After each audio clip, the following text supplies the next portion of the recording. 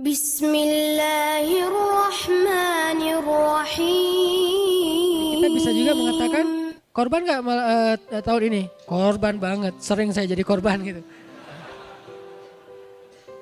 Nah jadi kalau berkorban boleh, berkurban boleh, atau mau disebut dua-dua juga boleh. Korban-kurban boleh lah, yang penting bahagia ya.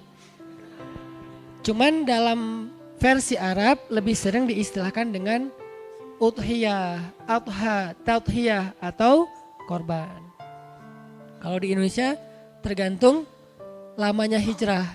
Kalau baru hijrah berkorban. Kalau udah lama hijrah berkurban. udah Arab gitu. Ya, padahal sama aja sih. Mau lama mau sebentar tetap aja namanya udhiyah, tadhiyah. Dan tadhiyah ini sesuai dengan namanya. Jadi kita udah tahu nih kenapa disebut dengan berkorban atau tadhiyah, kenapa disebut dengan berkurban. Sehingga yang paling penting dari ibadah ini adalah bukan istilahnya. Yang paling penting dari ibadah ini adalah filosofi dan goalsnya. Sehingga ketika misalnya kita menyebut salah satu atau kita mengakui dua-duanya sebagai sebutan yang boleh, maka kita harus mencoba untuk benar-benar mengambil hikmah dari filosofi penamaannya. Kita kemudian mentarget, kita harus mendapatkan goals dari ibadah ini. Karena kalau kita hanya sekedar menumpahkan darah hewan, kemudian mendistribusikan daging-dagingnya, maka kata Allah Subhanahu wa taala tidak akan sampai kepada Allah daging dan darah hewan itu. Tidak sampai kepada Allah daging dan darahnya. Kalau gitu gak usah nyembelih Ustadz. Bukan kayak gitu maksudnya. Allah tetap menyuruh kita nyembelih, tapi yang sampai ke Allah itu bukan dagingnya. Yang sampai ke Allah itu bukan darahnya.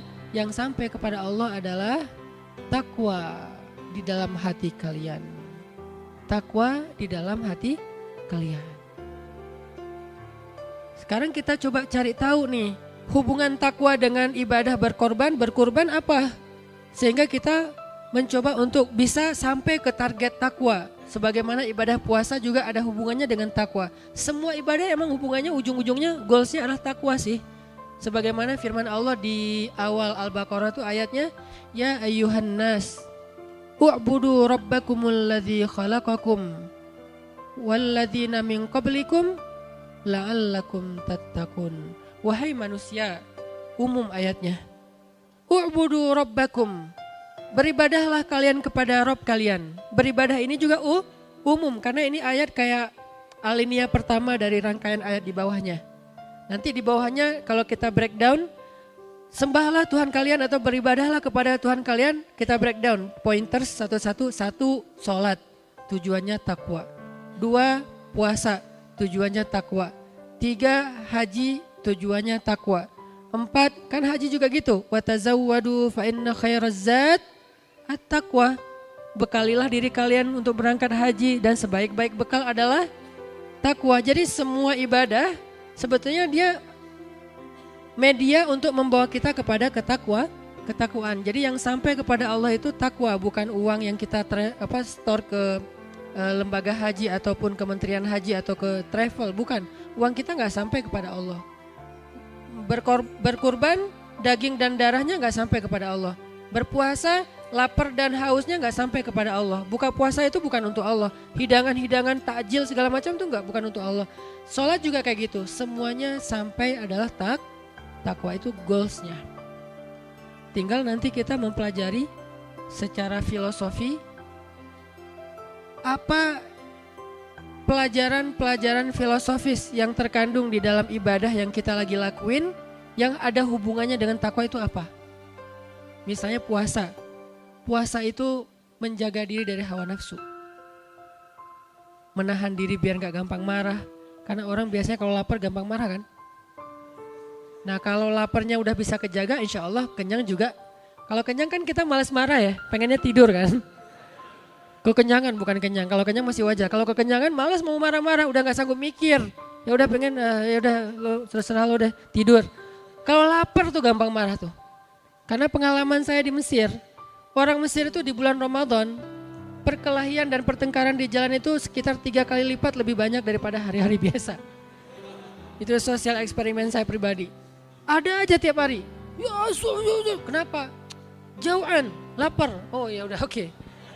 Begitu beres maghrib itu udah gak ada orang berantem.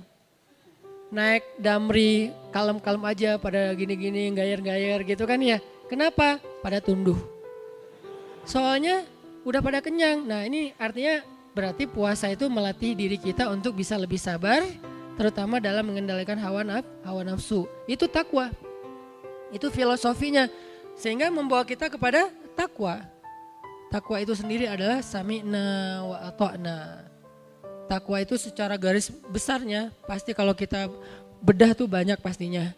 Dan ulama-ulama, ustadz-ustadz, dai-dai itu kadang-kadang membahas takwa dari angle-angle yang berbeda. Tapi kalau kita kumpulkan semuanya, inti dari takwa itu adalah sami'na wa ata'na. Itu inti dari takwa. Salat, hayya 'alas salat.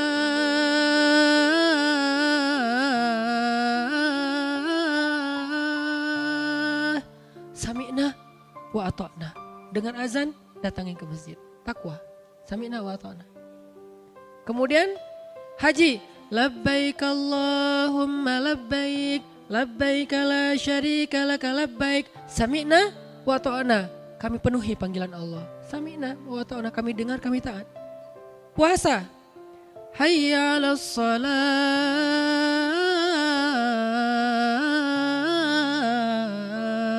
Maghrib. Gua mah biasa kalau makannya telat. Jadi udahlah, belum lapar. Enggak, lapar, maghrib ya buka. Mentang-mentang kita udah biasa makannya telat, terus gua mah pengen dapat pahalanya lebih. Jadi bukanya jam 10 malam, gak bisa. Tetap aja bukanya pas maghrib. Kenapa? Ini bukan soal pilihan kita secara subjektif.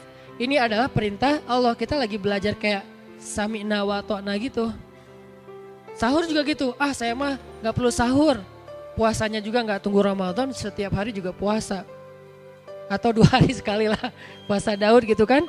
Jadi kayak sahur gak sahur udah biasa lah buat saya karena udah kayak pro gitu. Tetap aja di dalam sahur itu ada berkah. Nah, jadi ini soal sami'na wa ata'na. Begitu juga dengan ibadah berkurban. Allah katakan, wahai Ibrahim sembelih. Siap ya Allah, anakmu. Anak, sami'na wa ata'na. Walaupun simbolnya ekstrim ya. Yang dilakukan Ibrahim kan ekstrim banget nih. Kita alhamdulillah gak diperintahin kayak gitu. Kebayang kayak gitu kayaknya kita gagal semua nih. Baru hewan aja belum tentu semuanya berhasil. Apalagi anak. Kita tidak diperintahkan untuk menyembelih anak dalam makna yang sebenarnya. Tapi kita diperintahkan untuk berkorban dengan harta kesayangan kita. Yaitu dengan membeli hewan terbaik yang harganya mungkin lebih daripada yang hewan biasanya. Kemudian kita cari yang paling sehat, yang paling bagus, yang dagingnya kelihatannya tidak ada penyakit hewannya. Kita sembelih. Nah di sini ada unsur takwa yaitu sami'na wa ata'na.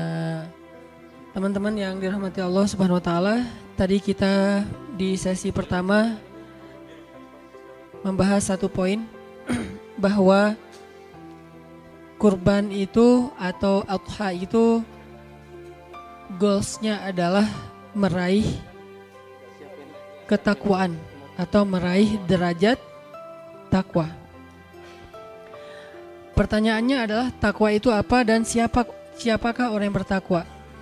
Kalau kita definisiin dan kita bedah satu persatu itu banyak banget kategori takwa, terus juga arti takwa, kemudian juga